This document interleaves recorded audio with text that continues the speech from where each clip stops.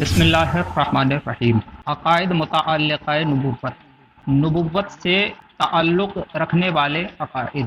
مسلمان کے لیے جس طرح ذات و صفات کا جاننا ضروری ہے کہ کسی ضروری کا انکار یا محال کا اثبات اسے کافر نہ کر دے، اسی طرح یہ جاننا بھی ضروری ہے کہ نبی کے لیے کیا جائز ہے اور کیا واجب اور کیا محال، کہ واجب کا انکار اور محال کا اقرار موجب کفر ہے، یعنی کفر کا سبب ہے، اور بہت ممکن ہے کہ آدمی نادانی سے خلاف عقیدہ رکھے، یعنی ایسا عقیدہ رکھے جیسا نہیں رکھنا چاہیے، ہے نا۔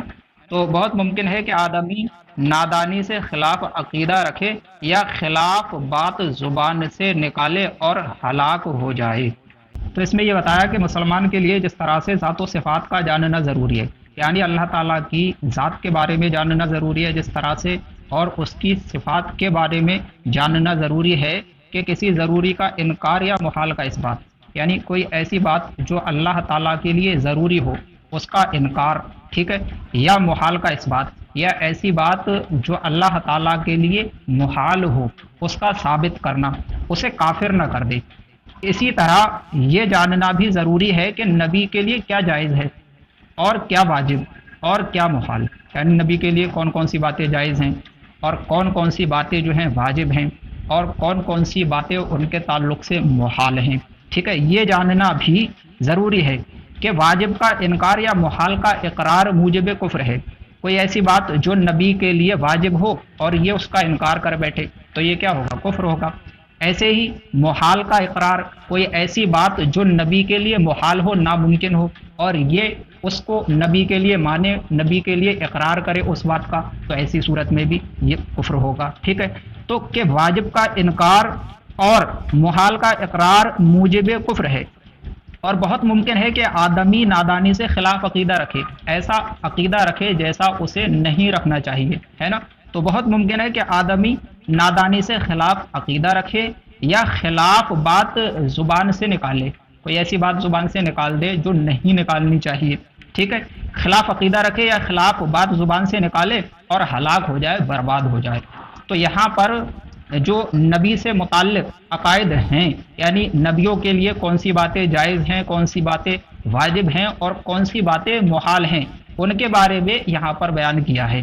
عقیدہ نمبر 1 ہے، آپ دیکھیں اس میں کہا نبی اس بشر کو کہتے ہیں جسے اللہ تعالیٰ نے ہدایت کے لیے وحی بھیجی ہو۔ نبی اس بشر کو کہتے ہیں جسے اللہ تعالیٰ نے ہدایت کے لیے وحی بھیجی ہو۔ وحی اللہ تعالیٰ کے اس کلام کو کہتے ہیں جو نبیوں کی طرف اللہ تعالیٰ بھیجتا ہے، کبھی ڈائریکٹ نبیوں کی طرف بھیجتا ہے اپنے کلام کو اللہ تعالیٰ، اور کبھی فرشتوں کے واسطے سے بھیجتا ہے، فرشتے کے واسطے سے بھیجتا ہے، ٹھیک ہے۔ تو ڈائریکٹ بھیجے یا فرشتے کے واسطے سے بھیجے، اللہ تعالیٰ کا جو بھیجا ہوا کلام ہوتا ہے اس کو وحی کہتے ہیں۔ نبی اس بشر کو کہتے ہیں جسے اللہ تعالیٰ نے ہدایت کے لیے وحی بھیجی ہو، یعنی ہدایت کے لیے اپنا کلام بھیجا ہو، ٹھیک ہے۔ اور رسول بشر ہی کے ساتھ خاص نہیں بلکہ ملائکہ میں بھی رسول ہیں، فرشتوں میں بھی رسول ہیں۔ یہاں عقیدے میں کہا نبی اس بشر کو کہتے ہیں، پتہ یہ چلا کہ نبی جو ہے، نبی وہ بشر ہوتا ہے، نبی ہونا بشر کے ساتھ خاص ہے، ٹھیک ہے۔ تو نبی اس بشر کو کہتے ہیں جسے اللہ تعالیٰ نے ہدایت کے لیے وحی بھیجی ہو، بندوں کی ہدایت کے لیے اپنا کلام بھیجا ہو۔ اور رسول بشر ہی کے ساتھ خاص نہیں، مطلب یہ کہ رسول جو ہے وہ بشر بھی ہوتے ہیں، تو رسول بشر ہی کے ساتھ خاص نہیں بلکہ ملائکہ میں بھی رسول ہیں، ملائکہ میں بھی رسول ہیں، جیسا کہ اللہ رب العزت قرآن مقدس میں سورہ ہود میں فرماتا ہے وَلَقَدْ جَاءَتْ رُسُلُنَا إِبْرَاهِيمَ بِالْبُشْرَىٰ قَالُوا سَلَامًا، اور بے شک ہمارے فرشتے ابراہیم کے پاس مژدہ لے کر آئے، قالوا سلاما، بولے سلام۔ تو یہاں پر وَلَقَدْ جَاءَتْ رُسُلُنَا، یہاں فرشتوں کو رسول کہا گیا، رسول کہا گیا، ہے نا۔ وَلَقَدْ جَاءَتْ رُسُلُنَا إِبْرَاهِيمَ، اور بے شک ہمارے فرشتے ابراہیم کے پاس آئے، ہمارے رسول یعنی کہ ہمارے فرشتے ابراہیم کے پاس آئے، اس کیا بالبشرا، مژدہ لے کر کے، قالوا سلاما، بولے سلام۔ تو یہاں فرشتوں کو رسول کہا گیا ہے، تو رسول جو ہے، رسول بشر ہی کے ساتھ خاص نہیں بلکہ ملائکہ میں بھی रसूल हैं, फरिश्ते भी रसूल होते हैं। नबी होना जो है, नबी होना ये बशर के साथ खास है, यानी नबी जो है बशर ही होता है। अलबत्ता रसूल जो है, रसूल ये बशर भी होते हैं और फरिश्तों में भी रसूल होते हैं। तो नबी उस बशर को कहते हैं जिसे अल्लाह ताला ने हिदायत के लिए वही भेजी हो, और रसूल बशर ही के साथ खास नहीं बल्कि मलाइका में भी रसूल हैं। अकीदा नंबर 2 है, अंबिया सब बशर थे, यानी इंसान थे और मर्द। अंबिया सब बशर थे और मर्द, जैसा कि अल्लाह रब्बुल इज़्ज़त सूरह यूसुफ में फरमाता है, वमा अरसलना मिन क़ब्लिका इल्ला रिजालन नूही इलैहिम, और हमने तुमसे पहले मर्द ही भेजे जिनकी तरफ वही करते थे। तो अंबिया सब बशर थे, नबी सब बशर थे और मर्द थे, न कोई जिन नबी हुआ न औरत। जितने भी अंबिया आए वो सारे के सारे बशर थे, कोई जिन या कोई औरत जो है कभी नबी नहीं हुआ। अकीदा नंबर 3 है, अल्लाह अज़्ज़ा वजल्ला पर नबी का भेजना वाजिब नहीं, उसने अपने फजलो करम से लोगों की हिदायत के लिए अंबिया भेजे।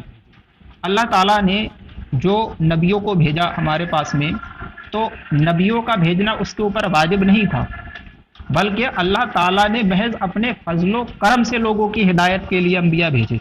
अकीदा नंबर 4 है, नबी होने के लिए उस पर वही होना ज़रूरी है, ख्वाह फरिश्ते की मारिफत हो या बिला वासिता। यहाँ कहा नबी जो है, नबी होने के लिए ज़रूरी है कि उस पर वही की गई हो। अब वही जो है चाहे फरिश्ते की मारिफत से हो, यानी फरिश्ते के वास्ते से हो, या बग़ैर फरिश्ते के हो, डायरेक्ट अल्लाह ताला ने वही भेजी हो।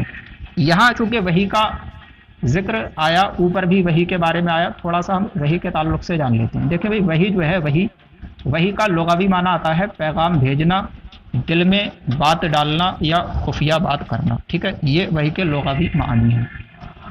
इस्तिलाह में वही उस कलाम को कहते हैं जो किसी नबी पर अल्लाह ताला की तरफ से नाजिल हुआ है। ठीक है, वो कलाम जो किसी नबी पर अल्लाह ताला की तरफ से नाजिल हुआ हो उसको वही कहते हैं। अब अंबिया अलैहिमुस्सलाम के हक़ में वही की 2 किस्में हो जाती हैं, बिल वास्ता और बिला वास्ता। बिल वास्ता यानी कि वास्ते से, बिला वास्ता यानी कि डायरेक्ट। ठीक है, तो अंबिया अलैहिमुस्सलाम के हक़ में वही की 2 किस्में हो जाती हैं, बिल वास्ता और बिला वास्ता। बिल वास्ता का मतलब ये है कि अल्लाह ताला का जो कलाम है वो फरिश्ते के वास्ते से नबी के पास में आए, ये मतलब है बिल वास्ता का। क्या? अल्लाह ताला का कलाम फरिश्ते के वास्ते से, फरिश्ते की वसातत से नबी के पास में आए। जैसे जिब्राइल अलैहिस्सलाम का वही लाना है ना, जिब्राइल अलैहिस्सलाम वही लेकर के आते थे नबियों के पास में, तो अल्लाह का कलाम जो है वो फरिश्ते के वास्ते से आता था नबी के पास में, तो ये कहलाएगा वही बिल वास्ता। और बिला वास्ता का मतलब ये है कि फरिश्ते की वसातत के बगैर, ये कहलाता है वही बिला वास्ता, बगैर किसी वास्ते के डायरेक्ट। जैसे कि मेराज की रात और ऐसे ही वही तूर पर हजरत मूसा अलैहिस्सलाम। ठीक है, तो वही की 2 किस्में हो जाती हैं, वही बिल वास्ता और वही बिला वास्ता। वही बिल वास्ता यानी कि फरिश्ते की मार्फत से, फरिश्ते के वसीले से, उसके वास्ते से नबी के पास में कलाम का आना, और वही बिला वास्ता यानी कि डायरेक्ट बनफ्से नफीस फरिश्ते की वसातत के बगैर नबी के पास में अल्लाह ताला का कलाम आना। तो नबी होने के लिए उस पर वही होना ज़रूरी है, ख्वाह फरिश्ते की मारिफत हो यानी कि फरिश्ते के वास्ते से हो, बिल वास्ता हो, या बिला वास्ता डायरेक्ट हो, बनफ्से नफीस उस तक अल्लाह ताला का कलाम आया हो। तो नबी होने के लिए उस पर वही होना ज़रूरी है, ख्वाह फरिश्ते की मारिफत हो या बिला वास्ता। अकीदा नंबर 5 है, बहुत से नबियों पर अल्लाह ताला ने सहीफ़े और आसमानी किताबें उतारी। सहीफ़े कहते हैं छोटी किताबों को। ठीक है, तो बहुत से नबियों पर अल्लाह ताला ने सहीफ़े यानी कि छोटी किताबें और आसमानी किताबें उतारी। किताब कहते हैं बड़ी किताब को। उनमें से 4 किताबें बहुत मशहूर हैं। पहली तौरात हज़रत मूसा अलैहिस्सलाम पर, तौरात जो है ये हज़रत मूसा अलैहिस्सलाम पर नाजिल हुई, जैसा कि अल्लाह रब्बुल इज़्ज़त सूरह माइदा में फरमाता है, इन्ना अनज़लना तौराता फ़ीहा हुदन व नूर, बेशक हमने तौरात नाजिल फरमाई जिसमें हिदायत है और नूर है। किस पर नाजिल फरमाई? हज़रत मूसा अलैहिस्सलाम पर। तो 4 किताबें बहुत मशहूर हैं। पहली तौरात हज़रत मूसा अलैहिस्सलाम पर, दूसरी ज़बूर हज़रत दाऊद अलैहिस्सलाम पर, ज़बूर हज़रत दाऊद अलैहिस्सलाम पर नाजिल हुई, जैसा कि सूरह बनी इसराइल में है, व आतैना दाऊदा ज़बूरा, और हमने दाऊद को ज़बूर अता फरमाई। तो ज़बूर हज़रत दाऊद अलैहिस्सलाम पर नाजिल हुई। इंजील हज़रत ईसा अलैहिस्सलाम पर, जैसा कि सूरह माइदा में है, व आतैनाहुल इंजीला, और हमने उसे इंजील अता की, यानी कि ईसा अलैहिस्सलाम को। इंजील ईसा अलैहिस्सलाम पर। कुरान अजीम के सबसे अफजल किताब है, सबसे अफजल रसूल हुजूर पुरनूर अहमद मुजतबा मुहम्मद मुस्तफ़ा सल्लल्लाहु ताला अलैहि वसल्लम पर, जैसा कि सूरतुद्दहर में है, इन्ना नहनु नज़्ज़लना अलैकल कुरआन तंजीला, बेशक हमने तुम पर कुरान बतदरीज उतारा। ठीक है, तो कुरान अजीम के सबसे अफजल किताब है, सबसे अफजल रसूल हुजूर पुरनूर अहमद मुजतबा मुहम्मद मुस्तफ़ा सल्लल्लाहु ताला अलैहि वसल्लम पर। तो कहा बहुत से नबियों पर अल्लाह ताला ने सहीफे और आसमानी किताबें उतारी, उनमें से 4 किताबें बहुत मशहूर हैं। तौरात हज़रत मूसा अलैहिस्सलाम पर, ज़बूर हज़रत दाऊद अलैहिस्सलाम पर, इंजील हज़रत ईसा अलैहिस्सलाम पर। कुरान अजीम के सबसे अफजल किताब है, सबसे अफजल रसूल हुजूर पुरनूर अहमद मुजतबा मुहम्मद मुस्तफ़ा सल्लल्लाहु अलैहि वसल्लम पर। कलाम इलाही में बाज का बाज से अफजल होना, इसके ये माना है कि हमारे लिए उसमें सवाब जायद है। यहाँ कहा ना सबसे अफजल किताब, कुरान अजीम के सबसे अफजल किताब है, सबसे अफजल रसूल हुजूर पुरनूर अहमद मुजतबा मोहम्मद मुस्तफ़ा सल्लल्लाहु अलैहि वसल्लम पर उतारी। अब कुरान अजीम सबसे अफजल है, तो अफजल होने का मतलब क्या है? अल्लाह ताला के दूसरे भी कलाम है, तौरात भी अल्लाह ताला का कलाम है, ज़बूर भी अल्लाह ताला की किताब है, इंजील भी उसकी किताब है। तो कुरान अजीम को सबसे अफजल कहा, इसका क्या मतलब है? तो यहाँ बता दिया कलाम इलाही में बाज का बाज से अफजल होना, मसलन कुरान अजीम का बकिया किताबों से अफजल होना, इसके ये माना है कि हमारे लिए उसमें सवाब जायद है, कुरान अजीम में हमारे लिए सवाब जायद है। वरना अल्लाह अज़्ज़ा वजल्ला एक, उसका कलाम एक, उसमें अफजल व मफजूल की गुंजाइश नहीं। अल्लाह ताला एक है, उसका कलाम एक है, उसमें अफजल व मफजूल की, अफजल यानी ज्यादा फजीलत वाला होने की और मफजूल यानी कि कम फजीलत वाला होने की गुंजाइश नहीं है। अल्लाह ताला एक है, उसका कलाम एक है, उसके सारे कलाम अफजल हैं। फिर अफजल होने का मतलब क्या है? तो बता दिया, अफजल होने का मतलब ये है कि हमारे लिए उसमें सवाब जायद है। अकीदा नंबर 6, सब आसमानी किताबें और सहीफे हक हैं और सब कलामुल्लाह हैं, अल्लाह का कलाम है। उनमें जो कुछ इरशाद हुआ सब पर ईमान ज़रूरी, मगर ये बात अलबत्ता हुई कि अगली किताबों की हिफाजत अल्लाह ताला ने उम्मत के सुपुर्द की थी, उनसे उनका हिफ्ज़ ना हो सका, यानी वो उनकी हिफाजत ना कर सके। कलाम इलाही जैसा उतरा था उनके हाथों में वैसा बाकी ना रहा, बल्कि उनके शरीरों ने तो ये किया कि उनमें तहरीफें कर दी, यानी अपनी ख्वाहिश के मुताबिक घटा बढ़ा दिया। जैसा कि सूरह बकरा में है, फ़वैलुल लिल्लज़ीना यक्तुबूनल किताबा बिअयदीहिम सुम्मा यक़ूलूना हाज़ा मिन इंदिल्लाहि लियश्तरौ बिही समनन क़लीला। तो खराबी है उनके लिए जो अपने हाथ से किताब लिखी, सुम्मा यक़ूलूना, फिर कहें हाज़ा मिन इंदिल्लाहि लियश्तरौ बिही समनन क़लीला, कि ये खुदा के पास से है कि इसके बदले थोड़े दाम हासिल करें। ये जो आया करीमा मैंने आपको सुनाई सूरह बकरा की, इस आयत के तहत मुफ्ती सैयद नईमुद्दीन मुरादाबादी अलैहिर्रहमा फरमाते हैं कि जब सैयद आलम सल्लल्लाहु ताला अलैहि वसल्लम मदीना मुनव्वरा में तशरीफ़ फरमा हुए, तो जो तौरात के उलमा थे और जो बड़े बड़े मालदार लोग थे, वहाँ के रुआसा थे, यहूदी थे वो, ठीक है, उनको ये अंदेशा हुआ कि उनकी जो रोज़ी है वो जाती रहेगी, اور ان کی جو سرداری ہے وہ ختم ہو جائے گی، کیونکہ توریت میں حضور صلی اللہ تعالیٰ علیہ وسلم کا حلیہ اور آپ کے اوصاف جو ہیں وہ مذکور ہیں۔ ان کو یہ لگا جب لوگ حضور صلی اللہ تعالیٰ علیہ وسلم کو اس کے مطابق پائیں گے تو فوراً ایمان لے آئیں گے ان پر، اور اپنے علماء اور اپنے رؤساء اپنے مالداروں کو چھوڑ دیں گے۔ تو اس اندیشے سے انہوں نے توریت میں تحریف و تغییر کر ڈالی، مطلب توریت میں جو ہے کمی و بیشی کر ڈالی، اور سرکار صلی اللہ تعالیٰ علیہ وسلم کا جو حلیہ شریف تھا اس کو بدل دیا۔ مثلا توریت میں جو ہے آپ کے اوصاف یہ لکھے تھے کہ آپ خوب رو ہیں، بال خوبصورت ہیں، آپ کی آنکھیں سرمگی ہیں، اور آپ کا قد جو ہے میانہ ہے۔ انہوں نے ان ساری باتوں کو مٹا دیا اور یہ لکھ دیا کہ وہ بہت دراز قامت والے ہیں، آنکھیں ان کی کنجی ہیں، نیلی ہیں، بال جو ہیں وہ الجھے ہوئے ہیں۔ اور یہ تبدیلی کرنے کے بعد میں عوام کو یہی سناتے تھے اور کہتے تھے یہی کلام الہی کا مضمون ہے، اور یہ سمجھتے تھے کہ لوگ جو ہیں وہ حضور صلی اللہ تعالیٰ علیہ وسلم کو اس کے خلاف پائیں گے تو آپ پر ایمان نہ لائیں گے، اور ہمارے جو ہے گرویدہ رہیں گے، اور ہماری جو کمائی ہے اس میں کسی قسم کا فرق نہیں آئے گا۔ تو اس وجہ سے وہ تبدیلی کیا کرتے تھے، جس کو اللہ تعالیٰ نے فرمایا فَوَيْلٌ لِّلَّذِينَ يَكْتُبُونَ الْكِتَابَ بِأَيْدِيهِمْ ثُمَّ يَقُولُونَ هَٰذَا مِنْ عِندِ اللَّهِ لِيَشْتَرَوْا بِهِ ثَمَنًا قَلِيلًا۔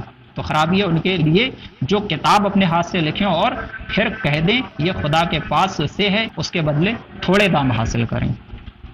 ٹھیک ہے، تو سب آسمانی کتابیں اور صحیفے حق ہیں اور سب کلام اللہ ہیں، ان میں جو کچھ ارشاد ہوا سب پر ایمان ضروری ہے، مگر یہ بات البتہ ہوئی کہ اگلی کتابوں کی حفاظت اللہ تعالیٰ نے امت کے سپرد کی تھی، ان سے اس کا حفظ نہ ہو سکا، اس کی حفاظت نہ ہو سکی۔ کلام الہی جیسا اترا تھا ان کے ہاتھوں میں ویسا باقی نہ رہا، بلکہ ان کے شرویروں نے تو یہ کیا کہ ان میں تحریفیں کر دی، یعنی کہ اپنی خواہش کے مطابق گھٹا بڑھا دیا۔ لہذا جب کوئی بات ان کتابوں کی ہمارے سامنے پیش ہو تو اگر وہ ہماری کتاب کے مطابق ہے ہم اس کی تصدیق کریں گے، اور اگر مخالف ہے تو یقین جانیں گے کہ یہ ان کی تحریفات سے ہے، یعنی ان کے شریروں کے گھٹا دینے یا بڑھا دینے کی وجہ سے ہے۔ اور اگر موافقت مخالفت کچھ معلوم نہیں، پتہ ہی نہیں کہ یہ بات ہماری کتاب کے موافق ہے یا مخالف ہے، ٹھیک، تو اگر موافقت مخالفت کچھ معلوم نہیں تو حکم ہے کہ ہم اس بات کی نہ تصدیق کریں نہ تکذیب کریں، یعنی نہ اس بات کو سچا جانیں اور نہ ہی اس بات کو جھوٹا کہیں، بلکہ یوں کہیں آمنت باللہ و ملائکتہ و کتبہ و رسلہ، اللہ عز و جل اور اس کے فرشتوں اور اس کی کتابوں اور اس کے رسولوں پر ہمارا ایمان ہے۔ اللہ تعالیٰ ایک جگہ ارشاد فرماتا ہے وَلَا تُجَادِلُوا أَهْلَ الْكِتَابِ إِلَّا بِالَّتِي هِيَ أَحْسَنُ إِلَّا الَّذِينَ ظَلَمُوا مِنْهُمْ وَقُولُوا آمَنَّا بِالَّذِي أُنزِلَ إِلَيْنَا وَأُنزِلَ إِلَيْكُمْ وَإِلَٰهُنَا وَإِلَٰهُكُمْ وَاحِدٌ وَنَحْنُ لَهُ مُسْلِمُونَ۔ وَلَا تُجَادِلُوا أَهْلَ الْكِتَابِ، اور اے مسلمانوں اہل کتاب سے بحث نہ کرو، الا باللتی ہی احسن، مگر بہترین انداز پر، الا الذین ظلموا منہم، سوائے ان میں سے ظالموں کے، وقولوا آمنا بالذی انزل الینا وانزل الیکم، اور تم کہو ہم اس پر ایمان لائے جو ہماری طرف نازل کیا گیا اور جو تمہاری طرف نازل کیا گیا، وَإِلَٰهُنَا وَإِلَٰهُكُمْ واحد، اور ہمارا اور تمہارا معبود ایک ہے، وَنَحْنُ لَهُ مُسْلِمُونَ، اور ہم اس کے فرما بردار ہیں۔ حضرت ابو ہریرہ رضی اللہ تعالیٰ عنہ سے روایت ہے کہ جو اہل کتاب تھے وہ توریت کو عبرانی زبان میں پڑھا کرتے تھے، اور اس کی جو تفسیر تھی اس کو وہ عربی زبان میں کیا کرتے تھے اہل اسلام کے سامنے۔ تو سرکار صلی اللہ علیہ وسلم نے فرمایا لا تصدقوا اہل الکتاب ولا تکذبوہم وقولوا آمنا باللہ وما انزل الینا، فرمایا اہل کتاب کی نہ تو تم تصدیق کرو اور نہ ہی ان کی تکذیب کرو، یعنی کہ نہ تو ان کو تم سچا کہو اور نہ ہی ان کو جھوٹا کہو، وقولوا، بلکہ تم یوں کہو آمنا باللہ وما انزل الینا، ہم اللہ پر ایمان لائے اور اس پر ایمان لائے جو ہماری طرف نازل کیا گیا۔ تو اگر موافقت اور مخالفت کچھ معلوم نہیں تو حکم ہے کہ ہم اس بات کی نہ تصدیق کریں نہ تکذیب، بلکہ یوں کہیں کہ آمنت باللہ و ملائکتہ و کتبہ و رسولہ، اللہ عز و جل اور اس کے فرشتوں اور اس کی کتابوں اور اس کے رسولوں پر ہمارا ایمان ہے۔ عقیدہ نمبر 7 ہے چونکہ یہ دین ہمیشہ رہنے والا ہے، لہذا قرآن عظیم کی حفاظت اللہ عز و جل نے اپنے ذمے رکھی۔ فرماتا ہے انا نحن نزلنا الذکر و انا لہ لحافظون، بے شک ہم نے قرآن اتارا اور بے شک ہم اس کے ضرور نگہبان ہیں۔ لہذا اس میں کسی حرف یا نقطے کی کمی بیشی محال ہے، اگرچہ تمام دنیا اس کے بدلنے پر جمع ہو جائے تو جو یہ کہے کہ اس میں کچھ پارے یا صورتیں یا آیتیں بلکہ ایک حرف بھی کسی نے کم کر دیا یا بڑھا دیا یا بدل دیا، قطعاً کافر ہے کہ اس نے اس آیت کا انکار کیا جو ہم نے ابھی لکھی، انا نحن نزلنا الذکر و انا لہ لحافظون، اس آیت کا اس نے انکار کیا۔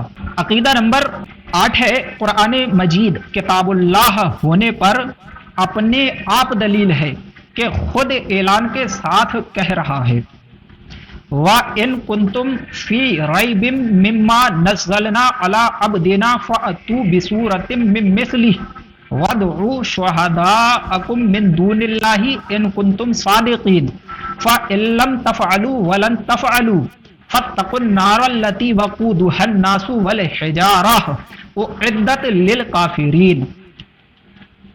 اگر تم کو اس کتاب میں جو ہم نے اپنے سب سے خاص بندے یعنی محمد صلی اللہ علیہ وسلم پر اتاری کوئی شک ہو تو اس کی مثل کوئی چھوٹی سی صورت کہہ لاؤ اور اللہ کے سوا اپنے سب حمایتیوں کو بلا لو اگر تم سچے ہو، اور اگر ایسا نہ کر سکو اور ہم کہہ دیتے ہیں ہرگز ایسا نہ کر سکو گے تو اس آگ سے ڈرو جس کا ایندھن آدمی اور پتھر ہیں جو کافروں کے لیے تیار کی گئی ہے۔ تو قرآن مجید کتاب اللہ ہونے پر اپنے آپ دلیل ہے کہ خود اعلان کے ساتھ کہہ رہا ہے۔ یہاں پر قرآن مجید نے اپنے مثل کلام لانے کا چیلنج کیا کہ تم اس کی مثل کوئی چھوٹی سی صورت کہلاؤ اور اللہ کے سوا اپنے سب حمایتیوں کو بلا لو اگر تم سچے ہو۔ تو یہاں پر اللہ تعالیٰ نے قرآن مقدس میں جو ہے کفار کو قرآن کی مثل کلام لانے کا چیلنج کیا۔ معزز سامعین، میں آپ کی نالج کے لیے بتاتا چلوں کہ قرآن مجید نے اپنی مثل کلام بنا کر پیش کرنے کا چیلنج جو ہے یہ 4 مرتبہ دیا ہے۔ ایک جگہ پورے قرآن کے مثل لانے کا چیلنج دیا ہے، اور ایک جگہ جو ہے وہ قرآن کی ایک سورت کی مثل لانے کا چیلنج دیا ہے، اور ایک جگہ قرآن کی مثل 10 سورتیں لانے کا چیلنج دیا ہے، اور ایک جگہ جو ہے قرآن کی مثل ایک بات ہی لانے کا چیلنج دیا ہے۔ اب کہاں پر چیلنج دیا ہے تو میں بتا دوں کہ اللہ تعالیٰ نے سب سے پہلا چیلنج جو ہے وہ قرآن کی مثل لانے کا سورہ بنی اسرائیل میں دیا، پورے قرآن کی مثل لانے کا، اور فرمایا قل لا ان اجتمعت الانس والجن علی ان یاتوا بمثل ھذا القرآن لا یاتون بمثلہ ولو کان بعضهم لبعض ظہیرا۔ تم فرماؤ اگر آدمی اور جن سب اس بات پر متفق ہو جائیں کہ اس قرآن کی مانند لے آئیں تو اس کا مثل نہ لا سکیں گے اگرچہ ان میں سے ایک دوسرے کا مددگار ہو۔ تو یہاں پر سورہ بنی اسرائیل میں اللہ تعالیٰ نے پورے قرآن کی مثل لانے کا چیلنج فرمایا۔ ایک جگہ قرآن کی مثل 10 سورتیں لانے کا چیلنج فرمایا، چنانچہ وہ فرماتا ہے ام یقولون افتراہ قل فأتوا بعشر صور مثلہ مفتریات وادعوا من استطعتم من دون اللہ ان کنتم صادقین۔ کیا یہ کہتے ہیں کہ انہوں نے اسے جی سے بنا لیا یعنی اپنے آپ سے بنا لیا؟ تم فرماؤ قل فأتوا بعشر صور مثلہ مفتریات، تم فرماؤ کہ تم ایسی بنائی ہوئی 10 صورتیں لے آؤ، وَادْعُوا مَنِ اسْتَطَعْتُم مِّن دُونِ اللَّهِ إِن كُنتُمْ صَادِقِينَ، اور اللہ کے سوا جو مل سکے سب کو لے آؤ اگر تم سچے ہو۔ تو اس میں اللہ تعالیٰ نے قرآن کی مثل 10 صورتیں لانے کا چیلنج فرمایا۔ ایک مقام پر قرآن کی مثل صرف ایک صورت لانے کا چیلنج فرمایا، وہ مقام یہی ہے وَإِن كُنتُمْ فِي رَيْبٍ مِّمَّا نَزَّلْنَا عَلَىٰ عَبْدِنَا فَأْتُوا بِسُورَةٍ مِّن مِّثْلِهِ، اگر تم کو اس کتاب میں جو ہم نے اپنے سب سے خاص بندے پر اتاری کوئی شک ہو تو اس کی مثل کوئی چھوٹی سی صورت کہلاؤ۔ یہاں پر اللہ تعالیٰ نے قرآن کی مثل صرف ایک صورت لانے کا چیلنج کیا۔ چوتھے مقام پر اللہ تعالیٰ نے قرآن کی مثل صرف ایک بات لانے کا چیلنج کیا، صرف ایک بات لانے کا۔ چنانچہ سورہ طور میں فرماتا ہے ام یقولون تقولہ بل لا یؤمنون فلیأتوا بحدیث مثلہ ان کنتم صادقین، بلکہ وہ کہتے ہیں کہ اس نبی نے یہ قرآن خود ہی بنا لیا ہے بلکہ وہ ایمان نہیں لاتے، اگر یہ سچے ہیں تو اس جیسی ایک بات تو لے آئیں۔ تو سورہ طور میں اللہ تعالیٰ نے قرآن کے مثل صرف ایک بات لانے کا چیلنج کیا۔ تو چار مقام پر اللہ تعالیٰ نے قرآن کی مثل لانے کا چیلنج کیا۔ ایک جگہ پورے قرآن کی مثل لانے کا چیلنج کیا، دوسری جگہ قرآن کی مثل 10 صورتیں لانے کا چیلنج کیا، اور تیسری جگہ قرآن کی مثل صرف ایک صورت لانے کا چیلنج کیا، اور چوتھی جگہ قرآن کی مثل ایک آیت ہی لانے کا چیلنج کیا۔ تو قرآن مجید کتاب اللہ ہونے پر اپنے آپ دلیل ہے کہ خود اعلان کے ساتھ کہہ رہا ہے وَإِن كُنتُمْ فِي رَيْبٍ مِّمَّا نَزَّلْنَا عَلَىٰ عَبْدِنَا فَأْتُوا بِسُورَةٍ مِّن مِّثْلِهِ وَادْعُوا شُهَدَاءَكُم مِّن دُونِ اللَّهِ إِن كُنتُمْ صَادِقِينَ فَإِن لَّمْ تَفْعَلُوا وَلَن تَفْعَلُوا فَاتَّقُوا النَّارَ الَّتِي وَقُودُهَا النَّاسُ وَالْحِجَارَةُ أُعِدَّتْ لِلْكَافِرِينَ، اگر تم کو اس کتاب میں جو ہم نے اپنے سب سے خاص بندے محمد صلی اللہ علیہ وسلم پر اتاری کوئی شک ہو تو اس کی مثل کوئی چھوٹی سی صورت کہہ لاؤ، اور اللہ کے سوا اپنے سب حمایتیوں کو مددگاروں کو بلا لو اگر تم سچے ہو۔ تو اگر ایسا نہ کر سکو، اور ہم کہہ دیتے ہیں ہرگز ایسا نہ کر سکو گے، تو اس آگ سے ڈرو جس کا ایندھن آدمی اور پتھر ہیں، جو کافروں کے لیے تیار کی گئی ہے۔ لہذا کافروں نے اس کے مقابلے میں جی توڑ کوشش کی، مگر اس کی مثل ایک سطر نہ بنا سکے۔ اب ایک مسئلہ بیان کر دیا اس کے تعلق سے کہ اگلی کتابیں انبیاء ہی کو زبانی یاد ہوتی۔ قرآن عظیم کا معجزہ ہے کہ مسلمانوں کا بچہ بچہ یاد کر لیتا ہے۔ امام اہل سنت فتاوی رضویہ شریف کے اندر فرماتے ہیں کچھ عجب نہیں کہ مولا عز و جل بعض نعمتیں بعض انبیاء علیہم السلام کو عطا فرمائے، اگلی امتوں میں نبی کے سوا کسی کو نہ ملتی ہوں، مگر اس امت مرحومہ کے لیے انہیں عام فرما دے، جیسے کتاب اللہ کا حافظ ہونا کہ امم سابقہ میں خاصہ انبیاء علیہ السلام تھا، اس امت کے لیے رب عز و جل نے قرآن عظیم حفظ کے لیے آسان فرما دیا کہ 10 برس کے بچے حافظ ہوتے ہیں، اور ہمارے مولا صلی اللہ تعالی علیہ وسلم کا فضل ظاہر کہ ان کی امت کو وہ ملا جو صرف نبیوں کو ملا کرتا تھا۔ علیہ و علیہم افضل الصلاۃ والثناء واللہ سبحانہ وتعالی اعلم۔ فتاوی رضویہ جلد 5 میں یہ امام اہل سنت نے فرمایا۔ تو مسئلہ بیان کر دیا، اگلی کتابیں انبیاء ہی کو زبانی یاد ہوتی۔ قرآن عظیم کا معجزہ ہے کہ مسلمانوں کا بچہ بچہ یاد کر لیتا ہے۔ عقیدہ نمبر 9 ہے قرآن عظیم کی 7 قرأتیں سب سے زیادہ مشہور و متواتر ہیں، ان میں معاذ اللہ کہیں اختلاف معنی نہیں، کہیں پر بھی معنی میں اختلاف نہیں ہے، وہ سب حق ہیں۔ قرآن عظیم کی 7 قرأتیں سب سے زیادہ مشہور و متواتر ہیں، جیسا کہ حضرت ابن مسعود رضی اللہ تعالیٰ عنہ سے روایت ہے، سرکار صلی اللہ علیہ وسلم نے ارشاد فرمایا انزل القرآن علی 7 احرف، قرآن 7 حروف پر نازل کیا گیا۔ اور فیض القدیر میں اس حدیث کے تحت ہے ان حاضل قرآن انزل علی 7 احرف کہ یہ قرآن بے شک یہ قرآن 7 حروف پر ادا کیا گیا۔ حروف کا مطلب بیان کیا ہے ای 7 لغات یعنی کہ 7 لغتوں پر نازل کیا گیا ہے۔ تو قرآن عظیم کی 7 قرأتیں سب سے زیادہ مشہور و متواتر ہیں، ان میں معاذ اللہ کہیں اختلاف معنی نہیں، وہ سب حق ہیں۔ اس میں امت کے لیے آسانی یہ ہے کہ جس کے لیے جو قراءت آسان ہو وہ پڑھے، جیسا کہ سرکار صلی اللہ علیہ وسلم نے ارشاد فرمایا ان ھذا القرآن انزل علی سبعۃ احرف فاقرؤوا ما تیسر منہ، بے شک یہ قرآن 7 حروف پر نازل کیا گیا ہے تو تم اس میں سے جو تمہیں آسان لگے وہ پڑھو، جو قرأت آسان لگے وہ پڑھو۔ تو قرآن عظیم 7 قرأتیں سب سے زیادہ مشہور و متواتر ہے، ان میں معاذ اللہ کہیں اختلاف معنی نہیں، وہ سب حق ہیں۔ اس میں امت کے لیے آسانی یہ ہے کہ جس کے لیے جو قرأت آسان ہو وہ پڑھے، اور حکم یہ ہے کہ جس ملک میں جو قرأت رائج ہے عوام کے سامنے وہی پڑھی جائے، جیسے ہمارے ملک میں قرأت عاصم بروایت حفص یہ مشہور ہے تو یہ پڑھی جائے، کہ اگر اس کا خلاف کریں گے تو کہ لوگ ناواقفی سے انکار کریں گے اور وہ معاذ اللہ کلمہ کفر ہوگا۔ جہاں پر جو قرأت مشہور ہو وہی پڑھی جائے، اگر اس کے خلاف کوئی قرأت پڑھیں گے تو لوگوں کو معلوم نہیں ہوگا چونکہ، اور پھر وہ اس قرأت کا انکار کریں گے، قرآن کا انکار کریں گے، اور ان کا یہ انکار کرنا جو ہے کہ کلمہ کفر ہوگا۔ قرآن مجید نے اگلی کتابوں کے بہت سے احکام منسوخ کر دیے، یوں ہی قرآن مجید کی بعض آیتوں نے بعض آیت کو منسوخ کر دیا۔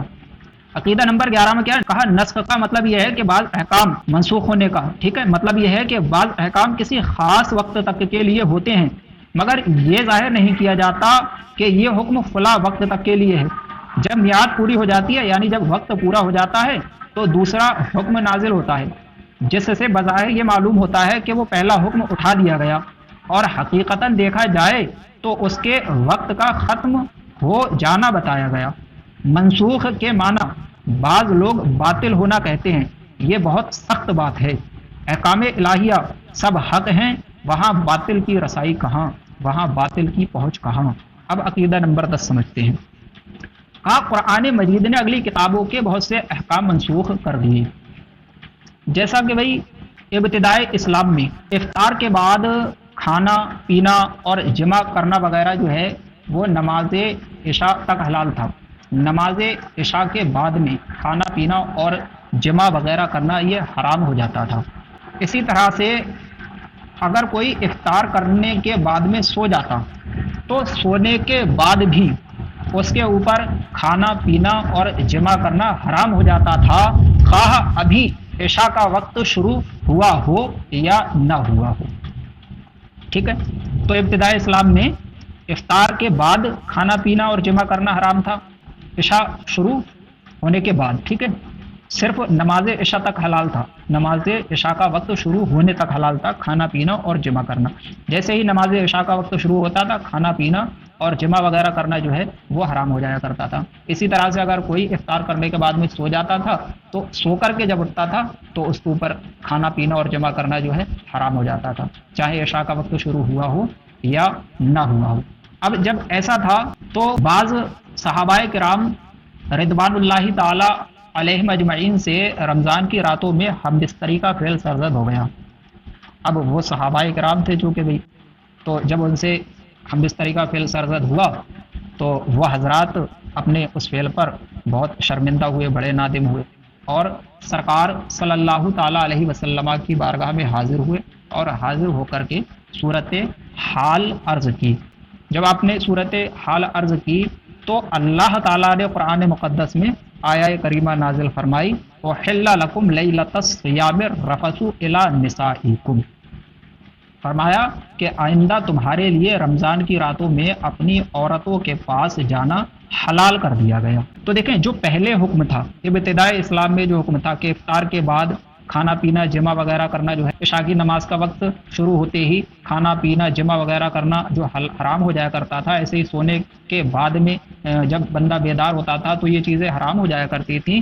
تو پہلے یہ جو حکم تھا اس حکم کو اس آیت نے منسوخ کر دیا اور فرمایا گیا احل لکم لیلۃ الصیام الرفث نسائکم، آئندہ تمہارے لیے رمضان کی راتوں میں اپنی عورتوں کے پاس جانا حلال کر دیا گیا۔ تو قرآن مجید نے اگلی کتابوں کے بہت سے احکام منسوخ کر دیے۔ یوں ہی قرآن مجید کی بعض آیتوں نے بعض آیت کو منسوخ کر دیا۔ جیسے ابتدائی اسلام میں بیوہ کی جو عدت ہوتی تھی نا وہ 1 سال ہوتی تھی، بیوہ عورت 1 سال عدت گزارا کرتی تھی، اور اس ایک سال میں وہ شوہر کے یہاں رہ کر نان و نفقہ پانے کی بھی مستحق ہوتی تھی۔ ایک سال عدت گزارتی تھی اور اس ایک سال میں وہ شوہر کے یہاں رہ کر نان و نفقہ پانے کی بھی مستحق ہوتی تھی، ٹھیک ہے۔ جیسے کہ اللہ تعالیٰ فرماتا ہے والذین یتوفون منکم ویذرون ازواجا وصیۃ لازواجہم متاعا الی الحول غیر اخراج، اس آیت میں جیسا کہ فرمایا اور جو تم میں مر جائیں اور بیویاں چھوڑ جائیں وہ اپنی عورتوں کے لیے وصیت کر جائیں سال بھر تک نان و نفقہ دینے کی بے نکالے۔ تو اس آیت میں جو ہے بیوہ کی عدت ایک سال بیان فرمائی گئی تھی، اور ایک سال تک جو عورت ہوتی تھی وہ شوہر کے یہاں رہ کر کے نان و نفقہ پانے کی بھی مستحق ہوا کرتی تھی اس آیت سے، ٹھیک ہے۔ تو پھر بعد میں ہوا یہ کہ جو ایک سال کی عدت تھی عورت کی بیوہ کی، اس ایک سال کی عدت کو سورہ بقرہ کی آیت نمبر 240 سے منسوخ کر دیا گیا، اور جو ایک سال تک وہ نانے نفقے کی مستحق ہوا کرتی تھی اس کو جو سورہ نساء کی آیت نمبر 12 ہے یعنی کہ آیت میراث، اس سے منسوخ کر دیا گیا۔ ایک سال کی عدت جو ہے وہ سورہ بقرہ کی آیت سے منسوخ فرمایا اور تم میں سے جو مر جائیں اور بیویاں چھوڑ جائیں تو وہ بیویاں 4 مہینے اور 10 دن اپنے آپ کو روکے رہیں۔ تو دیکھیں پہلے ایک سال عدت تھی بیوہ کی، لیکن اس آیت میں اس ایک سال کی عدت کو منسوخ فرما کر کے 4 مہینے 10 دن بیوہ کی عدت مقرر فرما دی گئی، ٹھیک ہے۔ تو اس آیت سے ایک سال کی عدت جو ہے وہ منسوخ ہو گئی بیوہ کی۔ ایسے ہی جو آیت میراث ہے سورہ نساء کی آیت، اس آیت سے جو ایک سال تک وہ شوہر کے یہاں رہ کر کے نان و نفقہ پانے کی مستحق ہوتی تھی اس حکم کو منسوخ کر دیا، اور اب جو ہے اب بیوہ عورت 4 مہینے 10 دن عدت گزارے گی اور ایک سال تک عدت نہیں گزارے گی اور اس کو نان و نفقہ وغیرہ بھی نہیں دیا جائے گا، کیونکہ آیت میراث میں عورت کو شوہر کی وراثت میں حصے دار مقرر کر دیا گیا ہے، لہذا اب وہ ایک سال کی وصیت والا حکم جو ہے وہ باقی نہیں رہا۔ تو آپ سمجھ گئے ہوں گے کہ قرآن مجید کی بعض آیتوں نے بعض آیت کو منسوخ کر دیا، اس کا کیا مطلب ہے، ٹھیک ہے۔ نسخ منسوخ کا مطلب یہ ہے کہ بعض احکام کسی خاص وقت تک کے لیے ہوتے ہیں۔ اب بعض آیت نے بعض کو منسوخ کیا تو اس کا یہ مطلب نہیں ہے کہ وہ جو ہے آیت باطل تھی معاذ اللہ، نہ، نسخ کا مطلب یہ ہے کہ بعض احکام کسی خاص وقت تک کے لیے ہوتے ہیں مگر یہ ظاہر نہیں کیا جاتا ہے، یہ نہیں بتایا جاتا ہے کہ یہ حکم فلاں وقت تک کے لیے ہے، جب میعاد پوری ہو جاتی ہے، جب وقت پورا ہو جاتا ہے تو دوسرا حکم نازل ہوتا ہے جس سے ظاہراً یہ معلوم ہوتا ہے کہ وہ پہلا حکم اٹھا دیا گیا ہے اور حقیقتاً دیکھا جائے تو اس کا وقت ختم ہو جانا بتایا گیا۔ منسوخ کے معنی بعض لوگ باطل ہونا کہتے ہیں، یہ بہت سخت بات ہے۔ احکام الہیہ سب حق ہیں، وہاں باطل کی رسائی کہاں۔